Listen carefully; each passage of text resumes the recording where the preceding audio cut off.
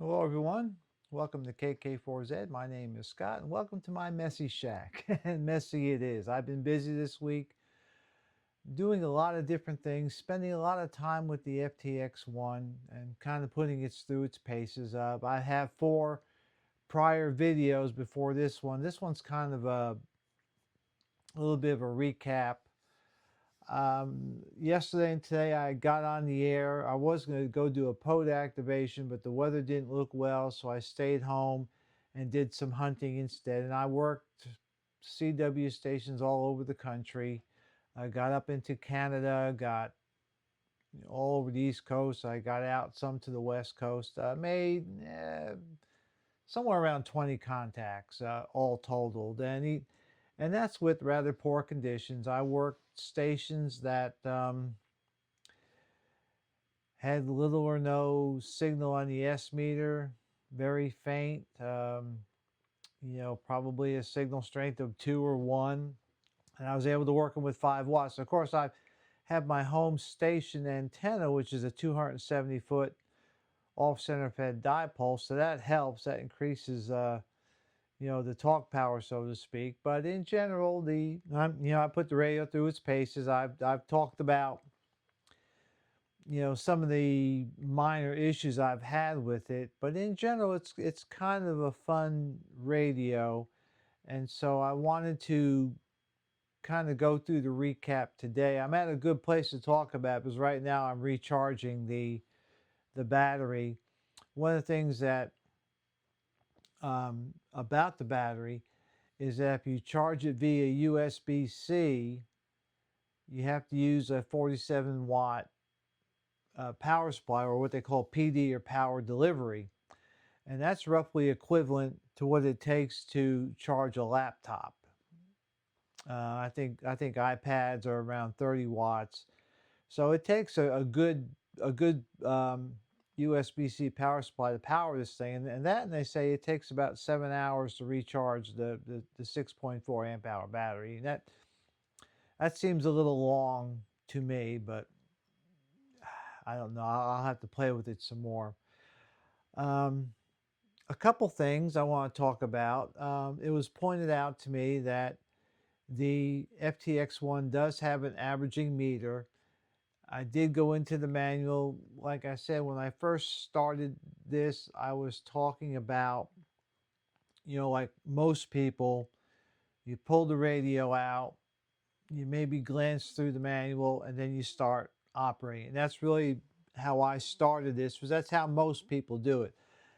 My reviews are not deep down and technical. They are really geared to how people use them, and then I compare it to another radio with a similar vein of how people use them. But I did dig into the manual. I did find it. There wasn't any commentary about the averaging in the section that talked about the scope. However, when you go into the settings menus in the back of the manual, I found where it does have averaging. So I put averaging in, and it seems to be working okay.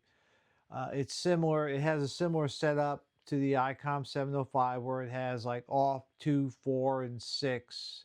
And I set it to 2, and we'll see how that works. Another issue that I've kind of corrected was the audio. Like I said in video number 4, I think, listening to CW at the default settings was very hard. It was kind of muffled. It was very kind of bassy. And so I had to do some digging, because the CW settings for audio are not in the same place where everything else is. It's under the CW section, so I had to do a little digging to go find it. And the settings that I used is I took a -10 on the bass. I'd go -11 because it's still a little bassy, but -10 on the bass. I changed the mids to a -1, and I put the treble to a +10. And then the CW is a little bit more easier to understand. It's still not as good as the 705, but it's at least okay now. And I think a lot of people are going to find that the FTX1 is very bassy. And the only thing I can think of is that they were trying to get FM quality sound on HF, and really when you're working HF, especially if you're doing DX or weak signal work, bass is not your friend. Um, when you look at the microphones that people use for DX, they accentuate the mids and the highs and a lot less on the bass response, because the mids and the highs are what cuts through the noise that you can get. And now with the FTX1, they really kind of concentrated on the bass, almost like they were looking for, AM quality, AM broadcast quality sound, which is okay if that's what you're after. But if you're doing any type of, weak signal work, or, like a pod activation where, you may be working other weak stations, bass isn't your friend. And so the FTX1 does exhibit a bassy response. And again, if that's your gig, that's fine. But for me, I prefer more the mids and the highs and take the bass out. And that may be partly because of my hearing. My hearing is not that good. But I did correct it on the CW. Like I said, -10 on the bass. I'd go -12 or -15 if I can go that low, but -10 was the max. -1 on the mids, and then +10 on the treble. And now I have a decent um, signal that I can hear without headphones. While I'm on that subject, the CW, when I was operating, when I was sending CW, there is a clicking noise that's associated with the CW signal, and you can hear it. I did make a short clip that hopefully you could hear the CW clicking along with the CW tone, and I'm going to put it right here.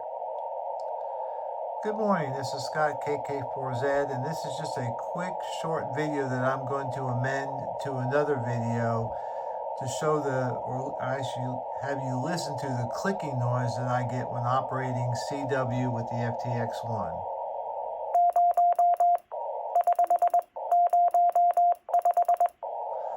All right, I don't know how well you're going to hear it on YouTube, but there is a clicking in association with just the CW tone. It's mildly annoying. Other radios don't do this. So anyhow, I'm going to add this to another video. We'll talk to you later, Scott. Okay, I'm back. I hope you're able to hear it, because I can hear it, and it's mildly annoying. Most radios do not have that clicking and the tone. You just hear the tone. Is it a deal breaker? No, it's not. But it is something that the radio does. In addition to that, a couple other little digs that I don't care for. Number one, there's no cat command set yet put out on things like WSJT or FL Rig yet. I did try a couple. I tried the FTDX10. I tried the FT891. I tried the FT991 command sets, and none of them really worked. The closest I found was I got FT891 to transmit and receive. However, the software like WSJT did not pick up the frequency from the radio, nor would it QSY the frequency from the app. So I guess we'll have to wait and see about that. The other little thing I don't like is whenever I plug power into the radio, it turns the radio on. I don't like that. I'm not sure there's a way you can turn that off. I may have to go dig, but from the factory, You plug in power, either the battery or the USB-C or 13.8 volts, it turns the radio on. I don't like that. I think for a portable radio, you shouldn't do that, because if something happens in your baggage and it makes a connection, and now your radio's powered on, and while you're traveling, it's draining your battery. I hope we can fix that, or I hope there's a setting somewhere. I haven't really dug that deep. Other than that, I really kind of like the radio. I like the interface. I like the screens. I like that you can see the filter represented on the main screen with the icon. You have to push and hold where it says filter to bring up the passband tuning, whereas on the Yaesu it's right there. I don't like that there's only two settings uh, for pre-made filter settings. It has wide and narrow. Wide you can adjust. Narrow, you have to pick a choice. You can't really overly customize it. But there's only two settings. The ICOMs have three. Let's see. I like the volume control slider underneath the meter where it tells me where my volume is set at. I like the CW tune indicator underneath the meter. I like that. The radio's kind of fun. I mean, I like it. First impressions are okay. I mean, it is a new radio, and one thing I'm really kind of surprised at is all the problems that are being discovered, both by me and other people, with this radio right out of the box. Now, it almost seems that Yaesu's kind of gotten the way of Xiegu, where the initial customers are the beta testers, and I don't know, but for me, from a company as large as Yaesu is, I would expect the radio to be more finished. Yeah, everybody has problems, but when I get a radio and 2 days later I get a firmware update, the FT710 was the same way. When I got my first 710, there were so many things I didn't like about it because it was brand new. I sold it off, and it wasn't until about a year or two later that I decided to buy another one and try it. And then it was more finished. It had several firmware updates between the time I sold my first one and the time I bought my second one. And now the FT710 is a keeper.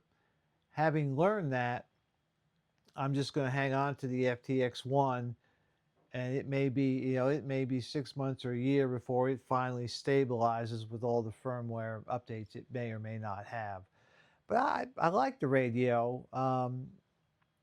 It's a kind of a niche radio. It's really kind of too heavy to pack on your back, but it's not heavy enough to bring to a pod activation where you're walking from your car or truck to a park bench. The controls are okay.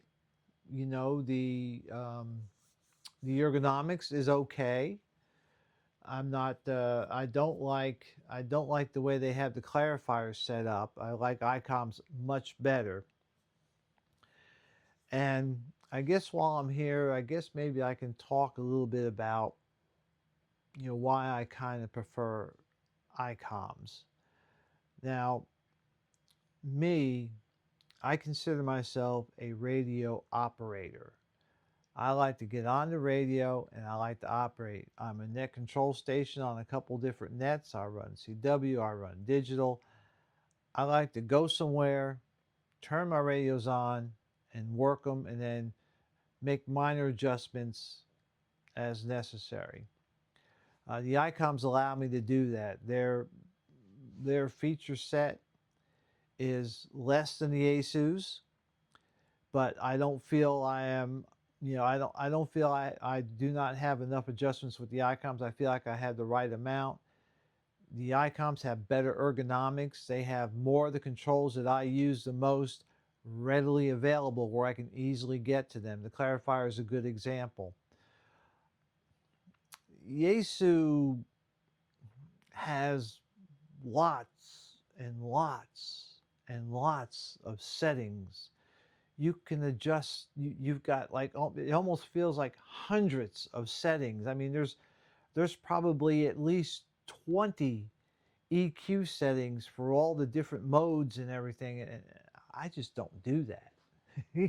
Yeah. You know, and so if you are what we will call a tweaker, that is somebody who likes to go in and make all these little minute adjustments, then the Ace is a great radio for you because it gives you all sorts of adjustments. And really for me, I leave most of them at their default settings. It's just, and I don't need all that, but yet when I have to go find something, it's digging through all that stuff to get it.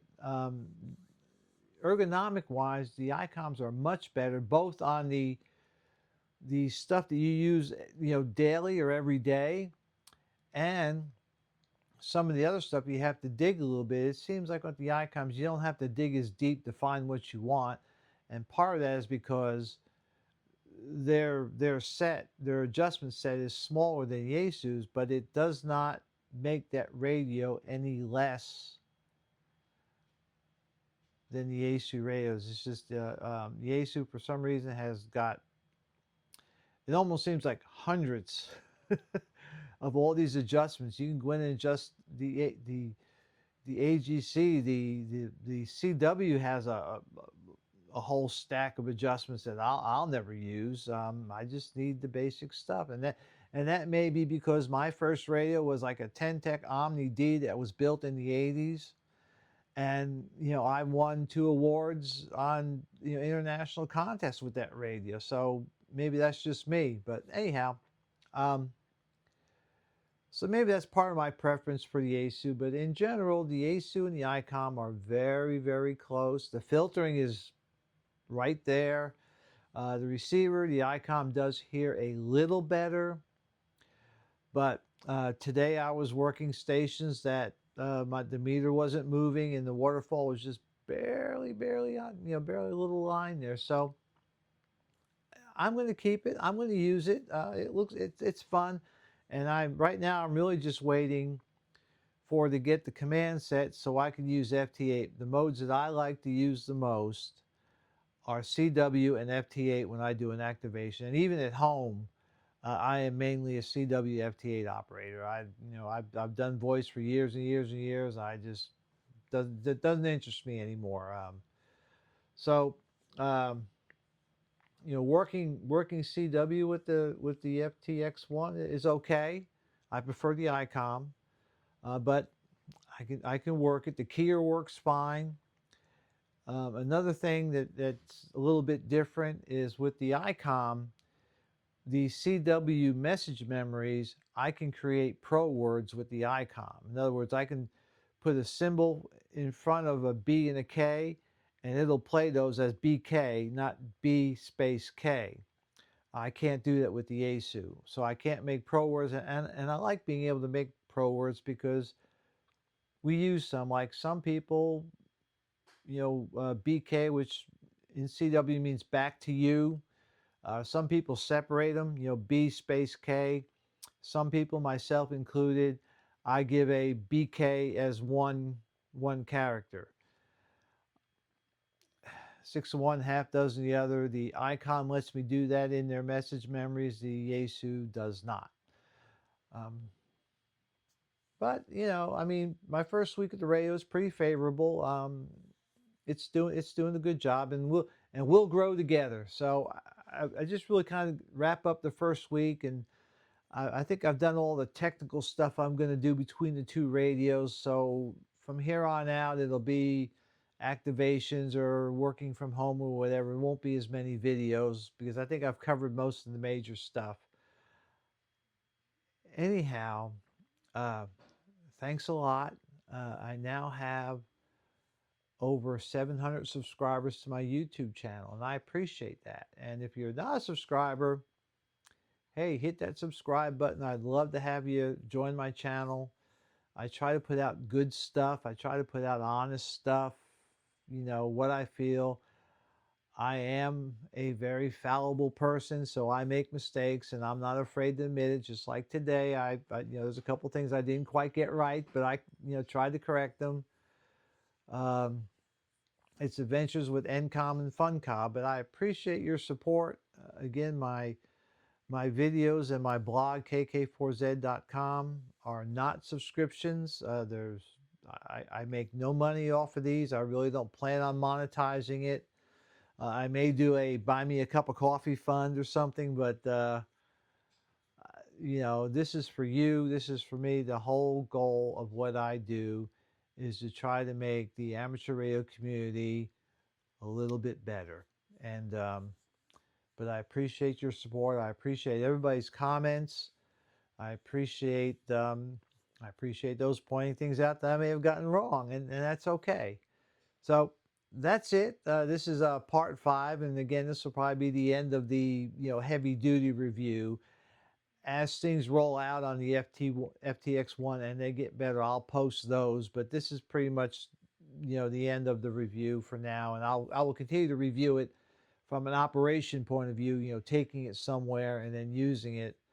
But I'm probably not gonna do the deep down technical stuff like I did with the A/B comparisons, all stuff like that. So anyhow, again, thank you. I appreciate you all, and we'll talk to you later. This is Scott, KK4Z73.